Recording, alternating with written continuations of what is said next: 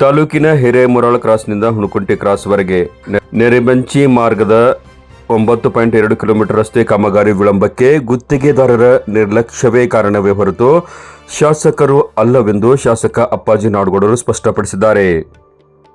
ಶನಿವಾರ ತಮ್ಮ ಗೃಹ ಕಚೇರಿಯಲ್ಲಿ ಹಮ್ಮಿಕೊಂಡಿದ್ದ ಮಾಧ್ಯಮಗೋಷ್ಠಿಯಲ್ಲಿ ಅವರು ಸಾರ್ವಜನಿಕರ ದೂರಿಗೆ ಹಾಗೂ ಮಾಧ್ಯಮಗಳ ವರದಿಗೆ ಸುದೀರ್ಘವಾಗಿ ಪ್ರತಿಕ್ರಿಯೆ ನೀಡಿದರು. ಲೋಕೋಪಯೋಗಿ ಇಲಾಖೆ ಅಡಿಯಲ್ಲಿ ಒಟ್ಟು 13 ಕೋಟಿ ರೂಪಾಯಿ ವೆಚ್ಚದ ಈ ರಸ್ತೆ ಕಾಮಗಾರಿ ಜೂನ್ 22, 2025ರಂದು ಭೂಮಿ ಪೂಜೆ ನೆರವೇರಿಸಲಾಗಿತ್ತು. ನಿಯಮದ ಪ್ರಕಾರ 6 ತಿಂಗಳಲ್ಲಿ ಅಂದರೆ ಡಿಸೆಂಬರ್ 21, 2025ರೊಳಗೆ ಕಾಮಗಾರಿ ಪೂರ್ಣಗೊಳ್ಳಬೇಕಿತ್ತು. ಆದರೆ ಜೂನ್ 2026 ಬಂದರೂ ರಸ್ತೆ ನಿರ್ಮಾಣ ಮುಗಿಯದ ಕಾರಣ ಸಾರ್ವಜನಿಕರು ಹಾಗೂ ಗ್ರಾಮಸ್ಥರು ತೀವ್ರ ತೊಂದರೆ ಅನುಭವಿಸಿ ಮಾಧ್ಯಮಗಳ ಮುಂದೆ ಶಾಸಕರ ವಿರುದ್ಧ ಆಕ್ರೋಶವನ್ನು ಹೊರಹಾಕಿದ್ದರು. ನಾನು ಭೂಮಿ ಪೂಜೆ ಮಾಡುತ್ತೇನೆಯೇ ಹೊರತು ಚರಂಡಿ ತೆಗೆಯುವ ಕೆಲಸ ನನ್ನದಲ್ಲ. ಮಾಧ್ಯಮಗಳ ವರದಿಗೆ ತೀವ್ರ ಆಕ್ಷೇಪ ವ್ಯಕ್ತಪಡಿಸಿದ ಶಾಸಕರು ರಸ್ತೆ ಕಾಮಗಾರಿ ಭೂಮಿ ಪೂಜೆ ನೆರವೇರಿಸುತ್ತಾರೆ, ಆದರೆ ಅವರೇ ಖುದ್ದಾಗಿ ನಿಂತು ಕೆಲಸ ಮಾಡುವುದಿಲ್ಲ. ಪಂಚಾಯಿತಿ ಚರಂಡಿ ತೆಗೆಯುವುದು, ಕೆನಾಲ್ ಮೇಲೆ ತಿರುಗಾಡುವುದು ಶಾಸಕರ ಕೆಲಸವೇ? ಮತ್ತೇಕೆ ಅಧಿಕಾರಿಗಳು ಇದ್ದಾರೆ? ಎಡಬಲಿ ತಹಶೀಲ್ದಾರ್ ಮಾಡುವ ಕೆಲಸವನ್ನು MLA ಮಾಡುವ ಹಾಗಿದ್ದರೆ ಅಧಿಕಾರಿಗಳು ಏತಕ್ಕೆ ಬೇಕೆಂದು ಹರಿಹಾಯ್ದರು. ಯಾರೋ ಮಾಡಿದ ತಪ್ಪಿಗೆ ಶಾಸಕರನ್ನ ಹೊಣೆ ಮಾಡಿ ವೈಯಕ್ತಿಕವಾಗಿ ಟೀಕಿಸುವುದು ಮತ್ತು ಮಾಧ್ಯಮಗಳಲ್ಲೇ ಬಿತ್ತರಿಸುವುದು ವ್ಯಕ್ತಿಯ ತೇಜೋವಧೆಯಲ್ಲದೆ ಮತ್ತೇನು ಎಂದು ಪ್ರಶ್ನಿಸಿದ ಅವರು, ನನ್ನಿಂದ ತಪ್ಪಾದರೆ ಖಂಡಿತ ಲೇಖನ ಬರೆಯಿರಿ, ನಾನು ಜಾಗೃತನಾಗುತ್ತೇನೆ. ಆದರೆ ಗುತ್ತಿಗೆದಾರರು ಮಾಡಿದ ತಪ್ಪನ್ನು ನನ್ನ ತಲೆಗೆ ಕಟ್ಟಬೇಡಿ ಎಂದರು. ಮತ್ತೆ ಅವನೇನ್ ಮಾಡ್ತಾನೆ ಕಾಂಟ್ರಾಕ್ಟ್ರು? ಒಂದ್ ಚರಿಗೆ ಹಾಲು ಕುಡಿದು ಮನೆಗೆ ಆರಾಮ್ ಮುಕ್ಕೊಂತಾರ ರಾತ್ರಿ. ಅವರು ಮುಂಜಾನೆ ರಾಜಕಾರಣ ಮಾಡಕ್ ಚಾಲು ಮಾಡ್ತಾರೆ. ಯಾರು ಬೇಕಾದವರು ದಾರಿಗೆ ನಾನು ನೋಡೇ ಇಲ್ಲ ಅಂತ, ಯಾರು ಭೇಟಿನೇ ಇಲ್ಲ ಅಂತ, MLA ಹುಡುಕಬೇಕಂತ. ವರ್ಷದಲ್ಲಿ 200 ಚಿಲ್ಲರ್ ದಿವಸ ಇಲ್ಲಿ ಕಳಿತೀನಿ. 100 ದಿವಸ ಅಸೆಂಬ್ಲಿ ಮತ್ತೊಂದು ಅಲ್ಲಿ ಕಳಿತೀನಿ ಮೀಟಿಂಗ್ ಅಂತ. ನನ್ನ ಮುಖಾನ ನೋಡಿಲ್ಲ ಅಂತೀವಿ. ಯಾಕ್ರಿ? ಸತ್ಯನೇ ಇದು? ಇವ್ರೆಲ್ಲಾರು ಬಾರ್ನಾಗಿದ್ರು, ಇವ್ರು ಬಾರ್ನಾಗ ಭೇಟಿ ಹಾಕಿ ಹೋಗ್ಬೇಕ? ನಾನು ಮುಖಾನ ನೋಡಿಲ್ಲ ಅಂತೀವಿ. ಅಂತವ್ರು ಹೇಳಿಕೆ ತಗೊಳ್ಳೋದು.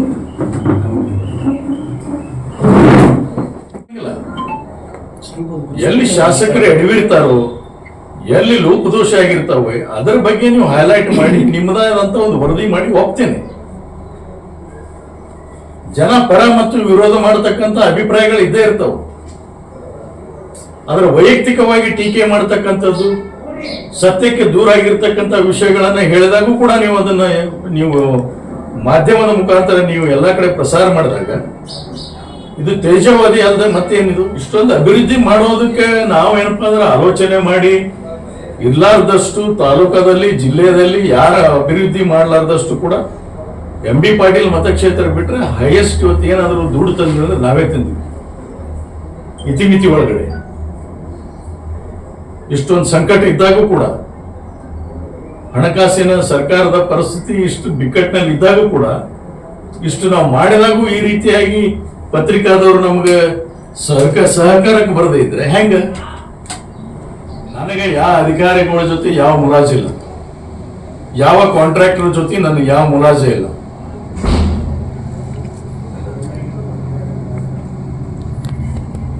ಯಾರು ನನಗೇನಂತೆ ಇಲ್ಲಿ ಕೆಲಸ ಮಾಡ್ತಕ್ಕಂಥವ್ರದಾರಲ್ಲ, ಯಾವ ಮುಲಾಜಿಡ್ಲಾರ್ದನೆ ಜನರ ಕೆಲಸ ಮಾಡೋದಕ್ಕೆ ಅವ್ರಿಗೆ ಏನ್ ಬೇಕು ಅದನ್ನ ಅವ್ರಿಗೆ ನಾನು ನಿರ್ದಿಷ್ಟವಾಗಿ ಏನಪ್ಪಾ ಅಂದ್ರೆ ಅವ್ರಿಗೆ ಸೂಚನೆಗಳನ್ನು ಕೊಟ್ಟಿದ್ದೀನಿ. ದೇವಾಲಯದ ತಾಲೂಕದ ಅಭಿವೃದ್ಧಿ ಒಳಗೆ ರಾಜಕಾರಣ ಯಾರು ಮಾಡೋದು ಬೇಕಾಗಿಲ್ಲ. ಪತ್ರಿಕಾ ಮಾಧ್ಯಮದವರು ದಯವಿಟ್ಟು ಆ ರೀತಿಯಾಗಿರ್ತಕ್ಕಂಥ ಒಬ್ಬ ವ್ಯಕ್ತಿಯ ಚಾರಿತ್ರ್ಯ ಹೀನೆ ಆಗ್ತಕ್ಕಂಥ ರೀತಿಯಲ್ಲಿ ನೀವು ದಯವಿಟ್ಟು ಬಿಂಬಿಸಕ್ಕೆ ಹೋಗಬೇಡಿ. ನನಗೆ ಯಾರಿಂದ ಏನೂ ಅಪೇಕ್ಷೆ ಇಲ್ಲ. ಒಳ್ಳೆ ಕೆಲಸ ಆಗ್ಬೇಕು ಅನ್ನೋದು ಬಿಟ್ರೆ ಏನೂ ಇಲ್ಲ. ಭೂಮಿ ಪೂಜೆ MLA ಮಾಡ್ತಾನ, ಪ್ರೋಟೋಕಾಲ್ ಇದೆ, ಪೂಜೆ ಮಾಡ್ತಾನ. ಆಮೇಲೆ ಸ್ಪ್ರೆಡಿಂಗ್ ಆಗಿದೆ. ಸ್ಪ್ರೆಡಿಂಗ್ ಆದ್ಮೇಲೆ ಇಮಿಡಿಯೇಟ್ ಮಾಡಿಸ್ರಿಪ್ಪ ಅಂತ ಹೇಳಿದೀವಿ. ಇವ್ರ ಜೊತೆ ಕೆಲಸ ಚಾಲು ಮಾಡಿದ್ರೆ ಮುಗಿಸಿದಾರೆ. ಇವ್ರು ಯಾಕೆ ಮಾಡ್ಬಾರ್ದು? ಏನ್ ಮೇಸ್ತ್ರಿ ಕೆಲಸ ಮಾಡ್ಬೇಕು? MLA ಮೇಲೆ ದಿವಸ ರೋಡ್ ಮೇಲೆ ಅಡ್ಡಾಡೋದು, ಕೆನಾಲ್ ಮೇಲೆ ಅಡ್ಡಾಡೋದು, ಪಂಚಾಯತಿ ಗಟ್ರ ಬಳಿಯೋದು MLA ಕೆಲಸನ ಇದು? ಇವ್ರೇನ್ ಮಾಡ್ತಾರಂತ ಇಲಾಖೆ ಅಧಿಕಾರಿಗಳು? ಮತ್ತೆ ಇವ್ರು ಹಾಕಿರ್ಬೇಕು. ನಾವೇ AEE ಹಾಕ್ತಿವಿ, ನಾವೇ ಎಕ್ಸಿಕ್ಯೂಟಿವ್ ಇಂಜಿನಿಯರ್ ಹಾಕ್ತಿವಿ, ನಾವೇ ಎಲ್ಲ ಹಾಕಿ ಕುಂದಿರ್ತೀವಿ, ನಾವೇ ತಹಸೀಲ್ದಾರ್ ಹಾಕ್ತಿವಿ.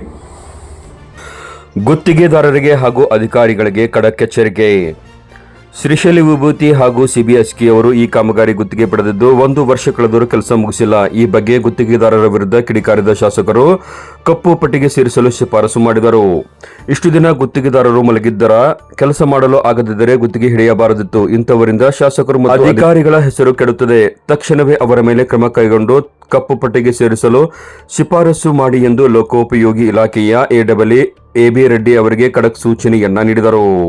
ನಾನು ಗುತ್ತಿಗೆದಾರರ ಬಲದಿಂದ ಚುನಾವಣೆ ಗೆದ್ದಿಲ್ಲ. ಕೆಲಸವನ್ನ 24/7 ನಡೆಯಬೇಕು. ನಿಮ್ಮ ಅಸಿಸ್ಟೆಂಟ್ ಹೇಳಿದರೆ ನಡೆಯುವುದಿಲ್ಲವೆಂದು ಅಧಿಕಾರಿಗಳಿಗೆ ಎಚ್ಚರಿಸಿದರು. ದೇಣಿಗೆ ಚಂದ ಕೊಡುವ ಹಣದಲ್ಲೇ ರಸ್ತೆ ಮಾಡಬಹುದಿತ್ತು. ಗುತ್ತಿಗೆದಾರ CBSK ಅವರಿಗೆ ಪರೋಕ್ಷವಾಗಿ ಟಾಂಗ್ ನೀಡಿದ ಶಾಸಕರು, ಯುದ್ಧ ಈಗ ನಡೆದಿದೆ. ಬೆಲೆ ಏರಿಕೆ 2 ತಿಂಗಳಿಂದ ಆಗಿದೆ. ಅದರ ನೆಪವನ್ನ ಹೇಳಬೇಡಿ. ಇಷ್ಟು ದಿನ ಏನು ಮಾಡುತ್ತಿದ್ದೀರಿ? ಮುಂಚಿತವಾಗಿ ಮೆಟೀರಿಯಲ್ ಸ್ಟಾಕ್ ಮಾಡಿಕೊಳ್ಳಬೇಕಿತ್ತು. ಕ್ರಿಕೆಟ್ಗೆ, ಗಣಪತಿ ಉತ್ಸವಕ್ಕೆ ಸೇರಿದಂತೆ ಎಲ್ಲರಿಗೂ ಪಟ್ಟಿ ಚಂದ ದೇಣಿಗೆ ನೀಡುವ ಗುತ್ತಿಗೆದಾರರು ಅದೇ ಹಣದಲ್ಲೇ ರಸ್ತೆ ಕಾಮಗಾರಿ ಮುಗಿಸಿದ್ದಾರೆ. ಸಾವಿರಾರು ಜನ ನಿಮ್ಮನ್ನ ಅಭಿನಂದಿಸುತ್ತಿದ್ದರು. ನಿಮಗೆ ಒಳ್ಳೆಯ ಹೆಸರು ಬರುತ್ತಿತ್ತು ಎಂದರು. ನಾನು ಪೇಮೆಂಟ್ ಗ್ರಾಹಕಿಯಲ್ಲ, ಹಗಲಿರುಳು ಜನರಿಗಾಗಿ ಶ್ರಮಿಸುತ್ತಿರುವೆ. ತಮ್ಮ ಆರೋಗ್ಯದ ಸ್ಥಿತಿಯನ್ನ ಲೆಕ್ಕಿಸದ ಕೆಲಸ ಮಾಡುತ್ತಿರುವುದನ್ನು ಸ್ಮರಿಸಿದ ಅಪ್ಪಾಜಿ ನಾಡಗೌಡರು ಭಾವುಕರಾದರು. ನನ್ನ ತಾಳ್ಮೆಗೂ ಮಿತಿ ಇದೆ. ಇನ್ಮುಂದೆ ನನ್ನ ಸಹನೆಯನ್ನ ದುರುಪಯೋಗ ಮಾಡಿಕೊಳ್ಳಬೇಡಿ. ನನಗೆ ಹೃದಯದ ಸಮಸ್ಯೆಯಾಗಿ ಸ್ಟಂಟ್ ಹಾಕಿಸಿಕೊಂಡು ಕೇವಲ 1 ವಾರವಾಗಿದೆ. ಈ ಮಧ್ಯೆಯೂ ನಾನು ನಾಗರಬೆಟ್ ಗ್ರಾಮಸಭೆ ಮಾಡಿದ್ದೇನೆ. ಇದರಿಂದ ನನ್ನ BP ಶುಗರ್ ಲೋ ಮಾಡಿಕೊಂಡೇನೆ ಹೊರತು ಆರೋಗ್ಯದ ಕಡೆ ಗಮನ ನೀಡಿಲ್ಲ. ಮತಕ್ಷೇತ್ರದ ಜನರ ಋಣ ನನ್ನ ಮೇಲಿದೆ. ಅದನ್ನು ತೀರಿಸಲು ಹಗಲಿರುಳು ಶ್ರಮಿಸುತ್ತಿರುವೆ. ನಾ ಪೇಮೆಂಟ್ ಗ್ರಾಹಕಿ ಅಲ್ಲ. ಯಾರಿಂದಲೂ ಏನನ್ನು ಅಪೇಕ್ಷೆ ಮಾಡುವುದಿಲ್ಲವೆಂದರು. 4 ತಿಂಗಳ ಒಂದು ಸ್ಪ್ರೆಡ್ ಮಾಡಿ ಬಿಡ್ತಾರ ರೋಡ್ ಮೇಲೆ, ಅವ್ರು ಬಿಡ್ತಾರ ಅಂದ್ರೆ ಏನ್ ಹೇಳ್ಬೇಕು ಇದಕ್ಕೆ?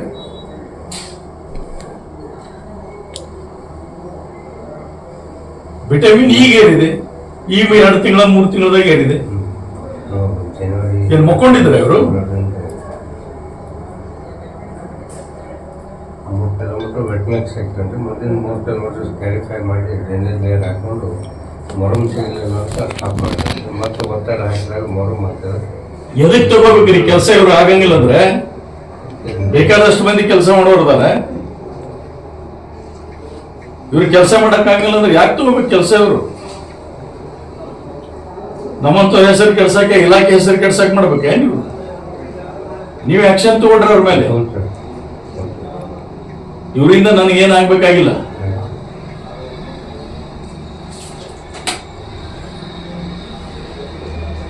ನಾವ್ ಯಾವ ಕಾಂಟ್ರಾಕ್ಟರ್ ಬಲದಿಂದ ಚುನಾವಣೆ ಗೆದ್ದಿಲ್ಲ ಇಲ್ಲಿವರೆಗೂ. ನಮಗೆ ಯಾವ ಕಾಂಟ್ರಾಕ್ಟರ್ ಬೆಂಬಲನೂ ಬೇಕಾಗಿಲ್ಲ, ಅಪೇಕ್ಷೆ ಇಲ್ಲ. ಒಳ್ಳೆ ಕೆಲಸ ಆಗ್ಬೇಕು ಅನ್ನೋದು ಬಿಟ್ರೆ ಏನೂ ಇಲ್ಲ. ಅವರಿಂದ ನಾನೇನಪ್ಪಾ ಅಂದ್ರೆ ಅವ್ರು ಊಟನೂ ಮಾಡೋದು, ಕಪ್ ಚಾನು ಕುಡಿಯೋದಿಲ್ಲ. ಕೊಡ್ಲಿ, ಅವ್ರು ಯಾರ್ಯಾರು ಕ್ರಿಕೆಟಿಗೆ ಕೊಡ್ತಾರೋ ಪಟ್ಟಿ ಕೊಡ್ಲಿ, ಗಣಪತಿ ಕೊಡ್ತಾರೋ ಪಟ್ಟಿ ಕೊಡ್ಲಿ, ಮತ್ತೊಬ್ರು ಕೊಡ್ತಾರೋ ಪಟ್ಟಿ ಕೊಡ್ಲಿ. ಈ ಪಟ್ಟಿ ಕೊಡಿದ್ರಾಗ ವಿಟಮಿನ್ ರೇಟ್ಗೆ ಮ್ಯಾಚ್ ಆಗಿ ರೋಡ್ ಮುಗಿದು ಹೋಗ್ತಿತ್ತಲ್ಲ. ದಿವಸ ಸಾವಿರಾರು ಜನಕ್ಕೆ ಅನುಕೂಲ ಮಾಡ್ತಿದ್ದೀರಲ್ಲ. ದಿವಸ ಸಾವಿರಾರು ಜನಕ್ಕೆ ಓಡಾಡೋ ರೋಡ್ ನೀವು ಮಾಡಿ ಒಳ್ಳೆ ಹೆಸರು ತಗೊಂಡ್ರೆ ನಿಮ್ಮ ಹೆಸರು ಬರ್ತಿತ್ತಲ್ಲ. ಯಾಕಡಕ್ರಿ ನಿಮ್ ಮುಂದೆ ಕೇಳಿರಲಿ 4 ಸಲ ಕರೆದು 5 ತಿಂಗಳಾಯ್ತು ಬಿಡಿ. ಕರೆದು ಬಾಯಿ ಬಂದಾಗ ಎಷ್ಟು 2 ತಿಂಗಳಾಗೈತಿ. ಯುದ್ಧದಕ್ಕಿಂತ ಮೊದಲಾಗಿದೆ. ಯಾವುದೋ ಒಬ್ಬ ಪ್ರೂಡೆಂಟ್ ಕಾಂಟ್ರಾಕ್ಟರು ಮೊದಲ ತಗೊಂಡು ಸ್ಟಾಕ್ ಮಾಡ್ಕೋತಾರ. ಇವರು ಪ್ಲಾಂಟ್ ಇರ್ತಾವೆ, ಪ್ಲಾಂಟ್ ನಾಗ ಮೊದಲ ತಗೊಂಡು ಸ್ಟಾಕ್ ಮಾಡ್ತಾರೆ. ಒಂದೇ ಕೆಲಸ ಹಿಡ್ದಿರಂಗಿಲ್ಲ ಇವ್ರು. ಒಂದು 4-8 ಕೆಲಸ ಹಿಡಿದಿರ್ತಾರೆ. ಬ್ಯಾರಲ್ ಗಟ್ಲೆ ಸ್ಟಾಕ್ ಮಾಡ್ಕೊಂಡಿರ್ತಾರೆ, ಟ್ಯಾಂಕರ್ ಗಟ್ಲೆ ಸ್ಟಾಕ್ ಮಾಡ್ಕೊಂಡಿರ್ತಾರೆ. ಇವ್ರು ಯಾಕೆ ಮಾಡ್ಬಾರ್ದಂತೆ? ಬ್ಯಾರೆದವ್ರು ಹೆಂಗ್ ಈ ವಿದ್ಯುತ್ ಇದು ಆಗೈತಂದ್ರೆ ಬ್ಯಾರೆದವ್ರು ಹೆಂಗ್ ಮಾಡಕತ್ತಾರ? ಇವ್ರು ಯಾಕೆ ಮಾಡೋರು? ಯುದ್ಧ ಖರೆ ಇಲ್ಲ ಅನ್ನಂಗಿಲ್ಲ. ರೇಟ್ ಏರಿದೆ ಇಲ್ಲ ಅನ್ನಂಗಿಲ್ಲ. ಅಂದ್ರೆ ನೀವು ಲಾಭ ಆದಾಗ ಯಾಕೆ ಕೊಟ್ಟಿಲ್ಲ? ಲಾಭ ಆದಾಗ ಹಂಗಾರೆ ಹೊಡೆ ಸರ್ಕಾರಕ್ಕೆ ಯಾಕೆ ರೊಕ್ಕ ಕೊಟ್ಟಿಲ್ಲ? ನುಕ್ಸಾನ್ ಆಗ್ತೈತೆ ಅಂದ್ರೆ ಲಾಭ ನಿಮ್ಗೆ 1 ಅಲ್ಲ 2 ಪಟ್ಟು 3 ಪಟ್ಟು ಲಾಭ ಮಾಡ್ಕೊಂಡಾಗ ಕುಂದ್ರೋದು ಈಗ ಲುಕ್ಷಾನ್ ಆಗುತ್ತೆ ಅನ್ನೋದ. ಒಂದು ಕಂಪನಿಯಾಗಿ ಫಂಕ್ಷನ್ ಮಾಡುವಾಗ 5 ವರ್ಷನೋ 10 ವರ್ಷನೋ ಒಂದು ಕಂಪನಿ ಫಂಕ್ಷನ್ ಮಾಡುವಾಗ ಲಾಭ ಆಗ್ತಿರ್ತದೆ, ಲುಕ್ಷಾನ್ ಆಗ್ತಿರ್ತದೆ. ಅಲ್ಟಿಮೇಟ್ಲಿ ನಾವು ನೋಡುವಂತದ್ದು ಏನಿರ್ತೈತಪ್ಪ ಅಂದ್ರೆ ಬಾಟಮ್ ಲೈನ್ ನೋಡುದಿರ್ತೈತೆ. ಕಂಪನಿ ಮುಚ್ಚಬಾರ್ದು. ಇದು ನಮ್ಮ ಸಿದ್ಧಾಂತ ಇರಬೇಕು, ಇದು ನಮ್ಮ ತತ್ವ ಇರಬೇಕು. ಅವ್ ಯಾರ ಮಣಿಕ್ಯಾಳ ಬಸು ಅಂತ ಹೇಳಿ ಹೊಸು CC ರೋಡ್ ತಗೊಂಡಾನ, ಇವತ್ತಿಗೂ ಮುಗಿಸವಲ್ಲ. ಟೈಮ್ ಎಕ್ಸ್ಟೆನ್ಷನ್ ಇಲ್ಲ, ಏನೂ ಇಲ್ಲ. ಅಷ್ಟು CC ರೋಡ್ ಪುಣ್ಯಾತ್ಮ ತಗೊಂಡಾನ, ಇವತ್ತು ತಾಳಿಕೋಟೆಗೆ ಲಿಂಗರಿಂಗು, ಮುದ್ದೇಬಾಳದಾಗ ಲಿಂಗರಿಂಗು, ಮತ್ ಹೊಸ ಕೆಲ್ಸಕ್ಕೆ ಹಾಕ್ತಾನ. ಇವ್ರು ಒಂದು ಬ್ಯಾಕ್ ಲಿಸ್ಟ್ ಮಾಡಿ ಹೋಗಿರಿ, ಯಾಕೆ ಕೆಲ್ಸಕ್ಕೆ ಹಾಕ್ತಾರೆ ಇವ್ರು? ಯಾಕೆ ಕೆಲ್ಸಕ್ಕೆ ಹಾಕಕ್ ಬರ್ತಿ ಇವ್ರಿಗೆ? ಇನ್ನು ಮೇಲೆ ಇದು ನಡೆಯಂಗಿಲ್ಲ ನೋಡ್ರಿ, ಹೇಳ್ತೀನಿ. ಗೌರವ ಬಿಟ್ಟಿವಿ, ನಿಮಗೂ ಇತಿಮಿತಿ ಅದಾವು, ನಿಮಗೂ ಲಿಮಿಟೇಷನ್ಸ್ ಅದಾವು, ನಿಮಗೂ ಸಂಸಾರ ಇದೆ, ನಿಮ್ಮದು ಎಲ್ಲ ಜೀವನ ಇದೆ ಅಂತ ಗೊತ್ತಿದ್ದು ನಾವು ಸಮಾಧಾನ ತಗೊಂಡಿರ್ತೀವಿ. ಅದರ ಅರ್ಥ ದುರುಪಯೋಗ ಮಾಡ್ಕೋಬೇಕು ಅಂತಲ್ಲ. ಸಾರ್ವಜನಿಕನಲ್ಲಿ ನಾ ಇಲ್ಲಿವರೆಗೂ 40 ವರ್ಷದಲ್ಲಿ ಯಾವುದೋ ಒಂದು ಕೆಟ್ಟ ಹೆಸರು ತಗೊಳ್ದವ, ಯಾವನೋ ಒಬ್ಬ ದಾರಿಗೆ ಹೋಗೋ ಮಾತಾಡ್ತಾನ, ಮತ್ತೊಬ್ಬ ಮಾತಾಡ್ತಾನ ಅಂದ್ರೆ ಅದನ್ನ ಸಹನ ಮಾಡ್ಕೊಳಕ್ಕಾಗತ್ತ ನಮಗೆ? ಎಮ್ಮೆಲೆ ಮುಖನ ನೋಡಿಲ್ಲ ಅಂತ ಸ್ಟಂಟ್ ಹಾಕಿ 1 ವಾರ ಆಗಿಲ್ಲ, ತಿರುಗಿ ಬಂದು ಓಡಾಡಕತ್ತೀನಿ. ಇನ್ನು ಗಾಯದ ಕಲಿಗಳು ಹೋಗಿಲ್ಲ, ಕಾಣತ್ತ ಅವ್ ಮಾಡಿದ್ದು ಆಪರೇಷನ್ ಸ್ಟಂಟ್ ಹಾಕಿದ್ದು ಕಲಿಗಳು ಹೋಗಿಲ್ಲ. ನಾವು ಇಷ್ಟು ಕಮಿಟ್ಮೆಂಟ್ ಇಟ್ಕೊಂಡು ಬರ್ತೀವಿ.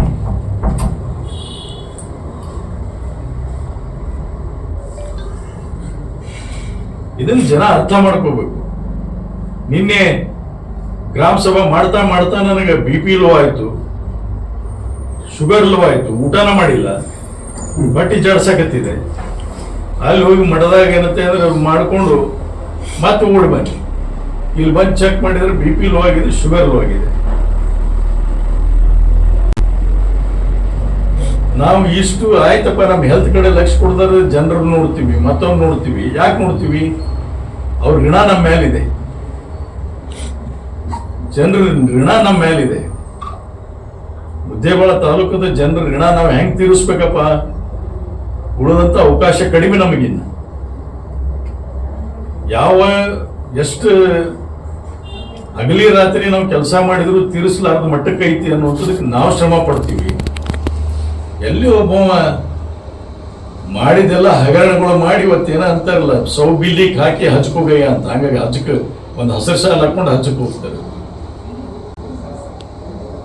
ಪುಣ್ಯ ಬರುತ್ತೆ ಅವ್ರಿಗೆ.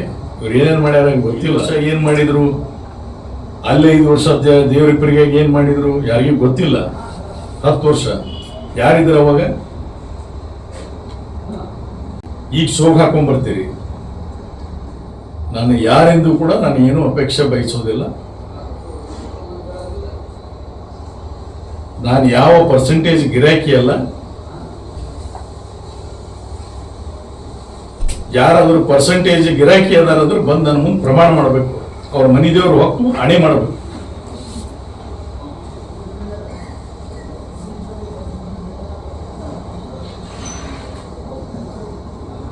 ಇಂಥ ಅಬದ್ಧವಾಗಿರ್ತಕ್ಕಂಥ ಮಾತುಗಳನ್ನ ಸಣ್ಣ ಹುಡುಗರ ಮನಸ್ಸನ್ನ ಕೆರಳಿಸಿ ಇರ್ಲಾರ್ದನ್ನ ಏನಪ್ಪಾ ಅಂದ್ರೆ ಅವ್ರ ಸಂಸಾರವನ್ನ ಹಾಳು ಮಾಡುವಂತ ಮಟ್ಟಕ್ಕೆ ಇವತ್ತು ಇಳಿಯುವಂತ ರಾಜಕಾರಣ ಮಾಡೋದಕ್ಕೆ ಯಾರೂ ಎಡಿ ಮಾಡಿ ಕೊಡಬಾರ್ದು. ಅದಕ್ಕೆ ಪತ್ರಿಕಾ ಮಾಧ್ಯಮದವರು ಕೂಡ ನೀವು ದಯವಿಟ್ಟು ಇನ್ಮೇಲೆ ಇರ್ಲಿ, ತಪ್ಪು ಮಾಡಿದಾಗ ಅಪ್ಪಾಜಿ ಬಗ್ಗೆ ಹೇಳ್ರಿ, ನಿಮ್ಮ ಲೇಖನ ಬರೀರಿ, ಚೆನ್ನಾಗಿ ಬರೀರಿ. ನಾ ಏನ್ ಅದಕ್ಕೆ ಯಾಕೆ ಹಿಂಗೆ ಬರೆದ್ರಿ ಅಂತೂ ಕೇಳಕ್ ಹೋಗೋದು.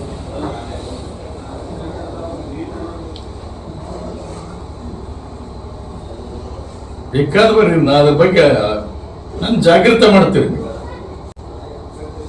ಯಾವ ಸಂಬಂಧ ಇರ್ಲಾರ್ದವ, ಸೂತ್ರ ಇರ್ಲಾರ್ದವ, ನಮಗೆ ಯಾವುದು ವಿಷಯ ಸಂಬಂಧ ಇರ್ಲಾರ್ದಂತ ವಿಷಯಗಳನ್ನ ಯಾರ ಮಾಡಿದ ತಪ್ಪನ್ನ, ಪಂಚಾಯತಿ ಒಳಗೆ ಮಾಡಿದ ತಪ್ಪನ್ನ, ಮತ್ತೊಂದು ಮಾಡಿದ ತಪ್ಪನ್ನ ತಂದು ಶಾಸಕರ ಕಣ್ಣು ಮುಚ್ಕೊಂಡು ಕುಂತಾನೆ. ಶಾಸಕರಂದ್ರೆ ಏನು ಮಂತ್ರಿ ಆಗ್ತಾನ, ಏನ್ ರಾಜ ಆಗ್ತಾನ? ಶಾಸನಬದ್ಧವಾಗಿ ನಾನು ಕೆಲಸ ಮಾಡಬೇಕು, ಅವ್ರಿಗೆ ಕೆಲಸ ಮಾಡಬೇಕು. ಹೇಳ್ತೀನಿ, 24/7 ನೀವು ಕೆಲಸ ಮಾಡಬೇಕು. ನೀವೆಲ್ಲರ ನಿಮ್ಮ ಅಸಿಸ್ಟೆಂಟ್ಗಳು ಹೇಳಿದೆ, ಅವಂಗ್ ಹೇಳಿದೆ, ಇವಂಗ್ ಹೇಳಿದೆ ಅಂತ ನೀವು ಆರಾಮ್ ತಾಣಗ ಆಫೀಸ್ನಾಗ ಕುಂತ ನಡೆಯೋದಿಲ್ಲ. ರೆಡ್ಡಿ ಹೇಳಿರ್ತೀನಿ ನಿಮ್ಗೆ. ಮಾಧ್ಯಮಗೋಷ್ಠಿಯ ಕೊನೆಯಲ್ಲಿ ತಣ್ಣಗಾದ ಶಾಸಕರು, ನಾನು ಹಿರಿಯ ವಯಸ್ಸಿನವನಾಗಿದ್ದು ಹಿರಿಯ ಅಣ್ಣನ ಸ್ಥಾನದಲ್ಲಿ ನಿಂತು ನನ್ನ ಸಣ್ಣ ತಮ್ಮನಂತಿರುವ ಗುತ್ತಿಗೆದಾರ ಸಿಬಿ ಅಸ್ಕಿ ಅವರಿಗೆ ಬುದ್ಧಿ ಹೇಳಿದ್ದೇನೆ. ಮಾಧ್ಯಮದವರು ಸಹ ನನ್ನ ಕಿರಿಯ ಸಹೋದರರು ಇದ್ದಂತೆ ಎಂದು ಮೃದು ಧ್ವನಿಯಲ್ಲಿ ನುಡಿದರು. ಈ ಪತ್ರಿಕಾಗೋಷ್ಠಿಯಲ್ಲಿ ಲೋಕೋಪಯೋಗಿ ಇಲಾಖೆಯ ಎಡಬಲಿ ಎಬಿ ರೆಡ್ಡಿ, ಪಂಚಾಯತ್ ರಾಜ್ ಇಲಾಖೆಯ ಎಡಬಲಿ ಜಿವೈ ಮುರಾಳ್ ಮತ್ತು ಕುಡಿಯುವ ನೀರು ಸರಬರಾಜು ಇಲಾಖೆಯ ಎಡಬಲಿ ಆರ್ಎಸ್ ಹಿರೇಗೌಡರು ಉಪಸ್ಥಿತರಿದ್ದರು.